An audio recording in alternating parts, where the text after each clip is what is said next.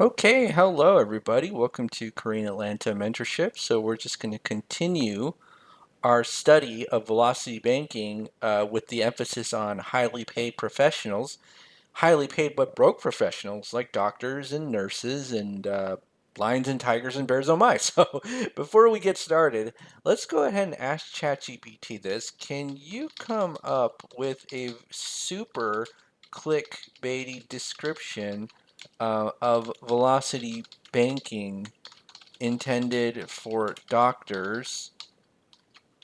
Description of velocity banking with an emphasis on paying off med school debt intended for doctors.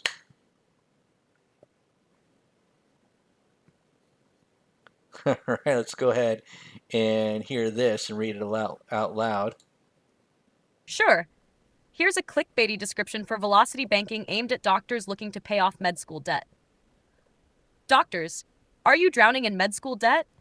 Discover the secret wealth hack the banks don't want you to know. Pay off your loans in half the time without slaving away in the OR. It's designed to grab attention, play on the urgency of debt, and offer a solution that feels both exclusive and time saving. Yes, we are going to discover, if you're a doctor watching this concept for the first time, the secret hack that the banks don't want you to know, right? So, something to think about. And it's funny, is a long time ago, a year ago, I got this comment that says, I used to hire physicians for a medical group, and many often asked for advancement in their paychecks. I was surprised. So we got some anecdotal evidence here. We got an article here. Why are so many doctors broke? Is it worth the debt? Right? So this is from medschoolinsiders.com. You look on YouTube. Why you're a broke doctor? You should be rich, debt-free doctor. And then this is I think the video version of the Med School Insiders article, and it kind of goes on. Broke. Why you're broke? The secret to not being a broke doctor. So, again, I can't make this stuff up. There's if you look hard enough, the truth is there. It's a Google search away. I should start saying that now. Hey, it's just a Google search away, right? But then too many people these days, they love putting up charades. Oh, I'm a doctor, but you're a broke doctor. Now I get it. I know there's a lot of rich doctors, right? But let's imagine what a broke doctor scenario would be like, and try to make a clickbaity thumbnail thing out of that. So let's go ahead and switch gears right here to our velocity banking spreadsheet, right? So what is velocity banking? All it is a debt payoff strategy using a line of credit as your main operating account. And we're going to assume that we have the sweet $240,000 budget or income, I'm sorry. And in order to do velocity banking, well, all we need is two things. Number one is a budget, and then number two is a line of credit as your main operating account. So as you can see, we have this income right here of 240,000, and then expenses down here. So this is one, two, three, four, five credit cards, a $50,000 auto loan. Now we're not the level of rich of getting a new truck because that's like more than Musk wealthy. You know what I mean? Because wait a minute. How much does a Tesla cost? I don't even know. But every time I see somebody get a new truck, I'm like, whoa. That's what I used to do when I was a kid when I see a Mercedes Benz. But whenever I see a new truck that's 90 to $100,000, I'm like, dude, you are super rich. But we're not that rich yet as a doctor, okay? But we got this $200,000 student loan, 8% for 10 years, and we live in the nice neighborhood, right? We got a mortgage that's $510,000, so we probably live in a $600,000 neighborhood. Now, if you live in a $600,000 neighborhood in Georgia, that's a huge mansion. But in places like San Francisco, I don't think they even sell houses for $600,000. Maybe it might be a shack that's worn down, right? So it all depends on the area that you live, but we'll assume we have a $600,000 house. Now we got our other stuff, the food, gas, insurance, so we have the budget here. And our first goal is to pay off the credit card debt. And if you sum up all of this, it's $140,000. In fact, let's go ahead and sum it up just to make sure that I'm not crazy. Equals 25 plus 38 plus 37 plus 30 plus 10, right? That's $140,000 of credit card debt. Did I write that down right here? Yes, I did. And then the second thing we need is a line of credit, right? So what is a line of credit? All it is a financial tool where you could borrow money, pay it back, and then use it over and over again. I closed on this line of credit yesterday, literally yesterday, and I still don't have access to it in my bank account, but I'll probably get access to it tomorrow, fingers crossed, right? Um, but yeah, so this is a personal line of credit. I have 15 grand, so I could just go to the bank's website, click a button, and then I have I have instant access to cash to my checking account, and they charge an interest rate from 8 to 10%, like this, or 8 to 15%. So this one is 15% interest rate personal line of credit, but this HELOC right here is actually 8. I was like, ooh, it's only 8%. So I got some pretty relatively cheap money that I can use for gotta handle my debt. So let's just assume we have a $200,000 limit. So we're going to assume we have a $200,000 home equity line of credit. So think of it as a credit card based on the value of your house minus some debt, right? So if you know the value of your house and you know the debt you have on your house, you just subtract it and then bam, you got your credit limit.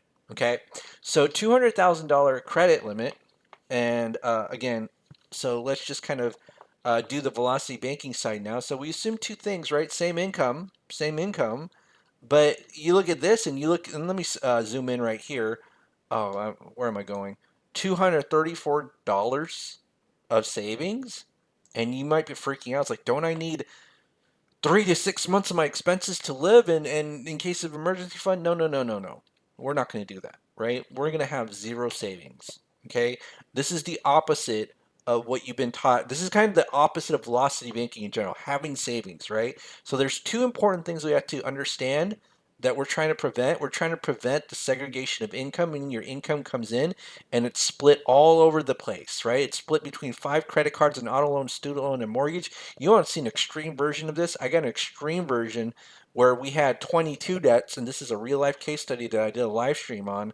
That's only for YouTube channel members. So if you want access to it, it's only 99 cents a month. But somebody sent me this, is like, this is the holy unicorn of segregation of income. And I actually started working on this a little bit, but literally had only like $4 left over before I started working on this case study. I probably need to update it back so that it's in its original form. But I remember when I saw this, like 22 debts and $4 left over in savings, I'd be so stressed, right? I'd be like, what is going on? Oh my goodness, I can't believe it. But we're trying to prevent our income being split all over the place from our debts by not segregating our income, right? And the second thing that we're not going to do is have any savings. So you take a look here, and where'd it go? Yeah, oh, there we see it. There we go. So we see that whenever we start off our balance in our checking account, it's at zero. Money comes in. So if you're a doctor, this should be familiar money to you, right? And then once the end of the month happens, it's gone. Because if we have debt, we're going to attack the debt full on, and most people are afraid to do that because they feel like, and this is societal conditioning, you need to have some savings. And every time I tell my family members that I don't have any savings, they're like shocked. Like, how can you not have savings? It's like, well, I got my line of credit, and that's my savings account, and prevents me from segregating my income, so I pay off my debt effectively, right? And I don't have to pay as much interest. And it's also my savings account, right? People don't understand the concept of your line of credit just being your savings account when you're paying off debt. Now let's go ahead and do this, okay? We're going to go ahead and copy the expenses, and instead of savings, we're going to have a very similar number in the beginning called cash flow, right? Income minus expenses. And you'd be like, well, what's the difference? It looks exactly the same. Yes, until we do the final step, which is just moving some debt into our line of credit and making the main operating account. Now, I'm going to tell you this, for this line of credit that I have, it's at technically 8%. Let's just use 8, right? But I've had home equity lines of credit that were at 10. Maybe they sometimes go to 11. But I think by law, they can't go more than 18, right? That's what it says, at least in my agreement, right? You can't go more than 18, okay? So let's go ahead and do that. And then what we're going to do is just shuffle. Again, we're not getting rid of it. We're just shuffling some debt. And this is $140,000, right? 140,000, right? What happens just by simply shuffling some debt? Think of it as like a balance transfer.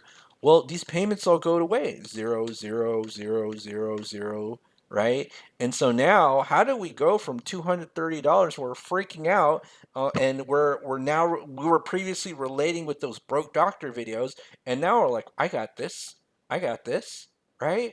You got it. So now we got $4,000 of cash flow, and let's see how long it takes us to pay off that $4,000 of cash, or the I'm sorry, the credit card debt with our $4,000 of cash out. Now, here's the thing that's really important. How do we have zero savings? It's we put our entire paycheck, this is the actual velocity banking strategy, into the line of credit, and then we take our expenses out of the line of credit, right? That's all it is. And then after every single month, the balance is going to go down 4,894. This is so hard for most people to believe. You're like $234. How to go from 234 4,894? It's like, look, listen, just do the math, right? I even got free velocity banking spreadsheets if you go to the YouTube channel homepage, because I don't want people to stop bothering me saying, how do I do this? Well, you got the spreadsheet, and then I got like a little funnel for additional courses to help you grow, to possibly help you grow your wealth, which is what I'm going to talk about, later on in the video. Anyways, so let's go ahead and calculate the formula. So you just need to calculate these three columns. So the next month is the previous month plus one. The next month's balance is the previous month's balance plus the previous month's interest minus whatever our cash flow is. So that's 4894.96. Okay. And then the interest is going to be calculated by the average daily balance. So let's go ahead and get the average. And then you see that, and people are freaking out like, that's the average? Yeah, but it's the average multiplied by the interest rate, right?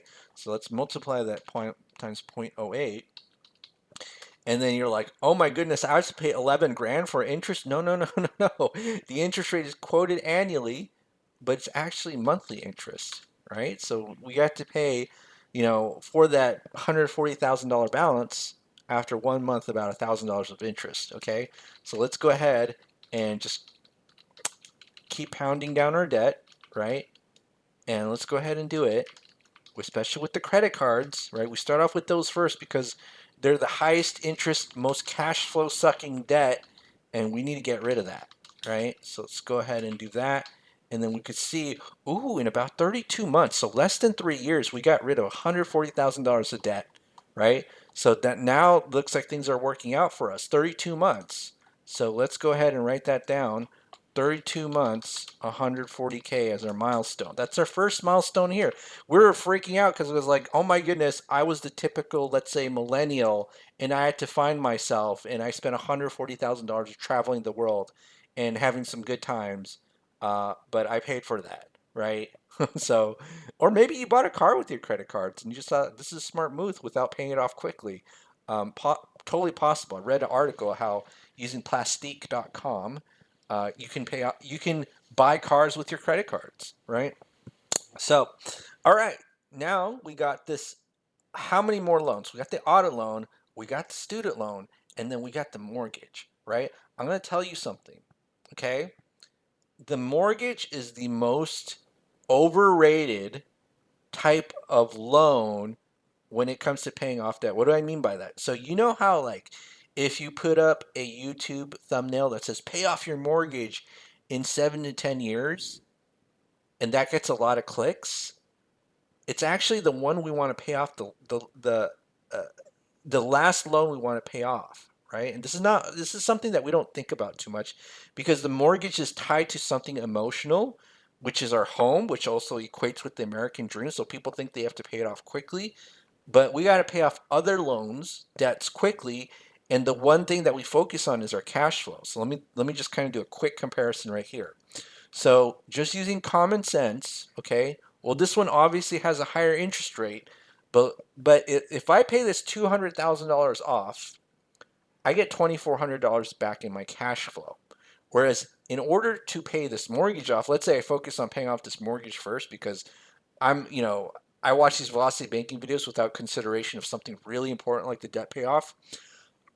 In order to pay this debt off, or I'm sorry, in order to get this cash flow back, I have to pay $510,000, and that's less cash flow than this. So I'm literally, it's like double the amount and less cash flow. So that's why the mortgage, in a sense, is very overrated, right? When it comes to paying off debt.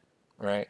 So now let's go ahead and go to our debt calculator, our loan calculator, right? I got this fancy loan calculator right here, where if you just type in 1 month you're in, and I actually did this wrong. This one should be student loan, mortgage, and then auto loan, right? Not mortgage, mortgage, mortgage. But you have that. You could create your own fancy calculator with Excel as long as you have these three terms to balance the interest rate and the loan term in years, and then it'll auto spit out the payment amount. Look at this payment amount formula, and then it'll also auto spit out the current balance. So what month we're at? We're like 32, right? So let me just quickly check. Yeah, 32 months. So this is going to be 32, 32, 32, right? And take a look at this. We see how much interest we've paid after about 32 months, right? And this cash flow index number, what is it? It's just a ranking system that you can use to pay off your debt, right? And so the higher the loan, the cash flow index or this number, that's the least or desired loan to pay off because the payment takes up such little of your cash flow compared to your debt amount, right? Whereas if I pay this 25 grand off, I get almost $1,000 back in cash flow. So I'm definitely incentivized to pay off this 25 grand. So let's go ahead and do that. Okay. I'm going to go ahead and move this 25 grand into that line of credit. Let's go ahead and do that. And let's add it here. So we just add it to that line of credit, 25352.96, right? And then guess what happens to our cash flow? So let's go back here. We just literally moved the auto loan, okay? This goes to zero. And now what's our cash flow? It's almost $6,000. Isn't that crazy? Almost $6,000 is our cash flow. So let's go back to our line of credit, right? Where we were, and then update our cash flow number. Okay, so our cash flow number is not 4894. It is 5873.27, right? And so now what we do is just update these numbers, okay? And then we see that in 37 months, this is paid off. Beautiful. 37 months. We paid off that auto loan. So we just literally took 1, 2, 3, 4, 5, about 5 months to pay off that auto loan. So let's go ahead and do that. Okay. So now this is going to be 37 months. And how much was that auto loan? It's about 50K. So it's going to be 190K. Okay. So now here we're going to focus on the student loan debt. So let's update our numbers right here. Let's go to this calculator, and then this will be 37, and then this will be 37. And then as you can see right here, okay, we have a $154,000 balance. Now, this loan is at 8%, okay? So in my opinion, it's okay to move 8% debt into a line of credit that has a very similar interest rate. Ideally, we want to move all debt to a lower interest rate, right? But lines of credit usually have higher interest rates when it comes to debt. But this 8% is the same exact interest rate as our line of credit, as you can see right here, 8%. So let's just do this, okay? Let's move this 8% debt right here into our line of credit. So right here, how much is this? This is 154,000. We're going to move 154,297.13. Okay? And by moving that student loan into that line of credit, we get $2,400 of cash flow back, right? So what's our new cash flow? It's over 8,000. Oh boy. I really wanted to save this for it's over 9,000, but 8,000 is good enough. If you don't know what I'm talking about, look up Dragon Ball over 9,000. It's over 8,000. All right, so let's go ahead and copy this number, and that's going to be our new cash flow right here. Take a look at that beautiful $8,299.82 of cash flow. 8299.82. Yes. Yes. Okay. So now let's go ahead and copy these numbers with our formulas and figure out how long it's going to take us to pay off our student loans. Oh my goodness. Month 57. 57 months. What? So that's just a little bit less than 2 years? 57 months. And now where are we at? 190. So that's going to be 390K. Oh my goodness. So I got to come up with my clickbait title right here. How long did it take us to pay off our student loans? Now, literally, when we focused on the student loan, it's actually 20 months. So it's 20 divided by 12. That's less than 2 years. So I could just start making the clickbait titles. Broke doctors, click here to learn the secret trick that banks don't want you to learn, which is to pay off your student loan under 2 years, right? And so, wow, this is amazing. Now, 57 months. Now, when we talk about the entirety of our journey, when we start out broke, well, it's 57 divided by 12. So how long is that? Less than 5 years, right? So assuming that your med school loan is 10 years, then you kind of chopped it in half, or even more than half because it's less than five, right? So now what we do is we tackle on or take on the mortgage, and the mortgage is the one we have to be very careful about.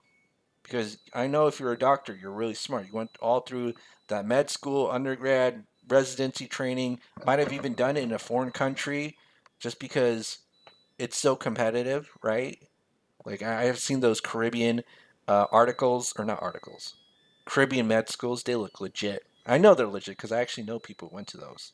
So I don't mean to seem like I'm disparaging, which I'm not, right? Because I'll be honest, I think like the med school system itself, or the med system itself, or medical system, takes advantage of doctors and nurses because it's all a banking cartel. Like who owns the banks? The Rockefellers. Who owns medicine? Oh, the Rockefellers. It's not a conspiracy. You could just look it up on Google. It's just one Google search away, right? All right. So now, what do we do with the mortgage? Okay, so with the mortgage, we don't need to replace it with the line of credit, because if I replace this $510,000 from a 3% vehicle to an 8% vehicle. Now, the whole idea is to increase our cash flow, right? But, and actually, let me do this. Let's look at the updated numbers. So this is going to be now 57, right? So if I pay this $456,000 balance off, I only get $2,000 of cash flow. That's not enough cash flow to offset this very low 3% interest rate. And this is where people get caught up, because on the internet, they'll hear things like, oh my goodness, just always replace the loan with a line of credit.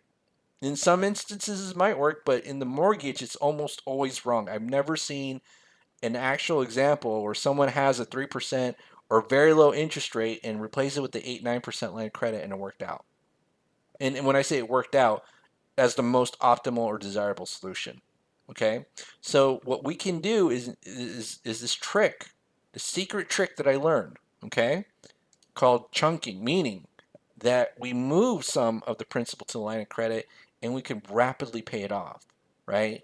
So let's just move 10, how much is our income? Let's just move $15,000 of our line of credit, or I'm sorry, of this mortgage into the line of credit, okay? 15 grand.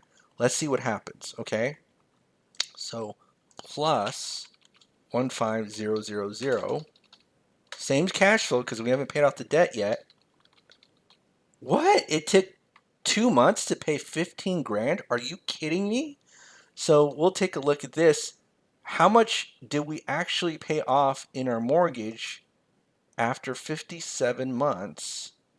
And you know what? Let me take out a loan amortization calculator, make it easy for us to read all this. And let's just go to the interwebs, which is right here. Give me one moment to switch.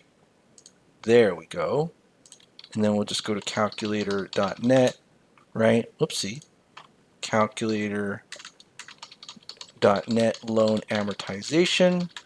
Let's Google that up. We go here, and then we have a $510,000 loan at 30 years at 3%. Okay. Now, how long is it going to take us to pay off, let's say, 15 grand of that loan that we paid off in like 2 months, right? Take a look at this. 1 year. So 1 year, we're paid $10,000 of principal. Another year, we pay another 10. So I would say a year and a half. So think about that. Like literally one little swipe at the loan, or I call it chopping up into pieces, made 10,000. Okay, It shortened the loan time frame from 1.5 years to literally 2 months, right? And then we just rinse and repeat over and over again. Now, luckily, I have this velocity banking calculator, which I'll open up. Okay, so let me go ahead and open it up here. Velocity banking calculator. And where'd it go? Where'd it go? Oh my goodness. I don't know how to use Excel. I'm freezing up. Wait. There we go. There we go. So now let's go ahead and put in all of the information here. And this cool calculator, it just spits out a number of how much interest you pay and what, how long it took you. And it's like magic, right? So every time I need to calculate how long it's going to take me to pay off, let's say a mortgage, and I got one mortgage paid off under 3 years, I got another mortgage that's expected to pay off in about 2.5. This is why I don't stress out, you know what I mean? Like, who pays off a mortgage under 2.5 years? But let's go ahead and put in the details right now. So this is going to be a $510,000 loan, 510000. And what is the current balance? It is, I'm sorry, current, yeah, 456,457.14. 456,457.14. It's 3%. And the current payment is 2150.18. 2150.18. Okay, so line of credit is 8%. And then what is our income? Our income is a high medical professional salary, which is 13,450. So 13450.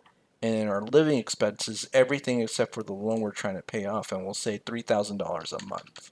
Okay, so now I just want to warn you what happens if we move this entire line of credit, or I'm sorry, loan into a line of credit. Okay,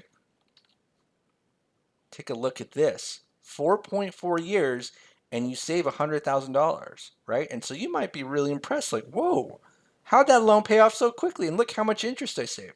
But do we really want to throw money on the table, right? Let's just do $15,000 chunks, okay? And take a look at that. Ooh, we paid it off in 3.9 years. Okay? 3.9 years. We don't need to replace the whole thing with a line of credit. We just use the chunking method or just chopping the loan into pieces, right? And so, what is the point of moving the loan into the line of credit? Well, number one, it's going to prevent the segregation of your income, right? That's why your wealth was being sucked in. Even at the last step, you don't want to segregate your income because it's kind of like a bad addiction, right? You ever notice that, like, if you ever cheat on a diet, like, you just kind of have like one little chicken nugget and then all of a sudden you're addicted and you're ordering 20 chicken nuggets? That's the same thing with segregating our income, right? We never want to segregate our income, even until the very end of the debt payoff, right? We put all of our money into one place. Has a ton of value that people don't understand. Okay? Segregation of income. And then number two, right? So number two benefit is that you're actually going to do it. And what do I mean by that? Well, a lot of people are like, well, if you have all this in savings, why not just pay the loan directly? Well, that's a good question. So who does that? That's the default option. Nobody, right? So what we want is an easy way to pay off our last loan, aka the mortgage, and not freak out when we directly pay it with our savings. Okay, that's all this is for. This is the least important part of velocity banking. I'm going to give you my opinion on that. But this is the part that has value is that you're actually going to do it, which is what I did. That's how I paid off 25% of my mortgage under a year. I was like, savings, I don't need that. Instead of directly paying my loan with my savings, I just used my line of credit and I chunked it. And it was so easy. I was like, whoa, how did I pay off so quickly? So by the time the end of the year happened, I was like 58 grand. And then by under 3 years, 2 years and 9 months, I paid it off completely, right? Should tell you how much money I have, or I'm probably faking it like one of those Instagram fakers that rents a Lambo. So you got to figure out which one I am. All right, so now let's go ahead here, and we see it's 3.9 years, and you saved a lot of money on this mortgage. Okay, so now let's go back to the other spreadsheet. So, all right. So now what we got to do is just this. This goes to 0. Okay. And let's figure out how long it's going to take us. 57 divided by 12 plus 3.9, right? So that's 8.65 years, and we are completely debt free. Whoa. Whoa. So 140K of debt. That's the credit cards. Now let's take a look at how much. So we have to add it up to 390. So what's 390 plus 510? 510. That's 900K of debt. Oh my goodness. We gotta call Dave Ramsey because I think he got some videos about doctors who are in that kind of debt and they don't know what to do, right? And so, woo, woo, 8 years and almost $1 million of debt. That's insane. And now we got rich people problems. So if you don't know what rich people problems are, again, they got money in the savings account. And when they got money in the savings account, they're just nervous because they know it's going away with inflation. That's why doctors are willing to invest in money in real estate deals, right? They want to see that money grow. But even if they're here and they don't invest anything, it's like, whew, now you can actually feel like you're living, right? No more broke doctors here.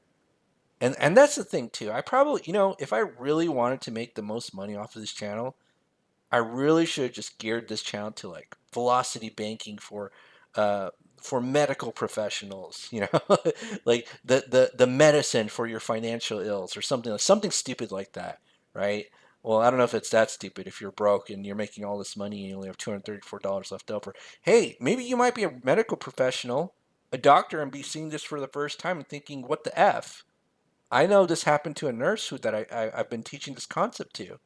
Been in the career for, I think, at least over 20 years, probably has senior pay, probably making this kind of money, right?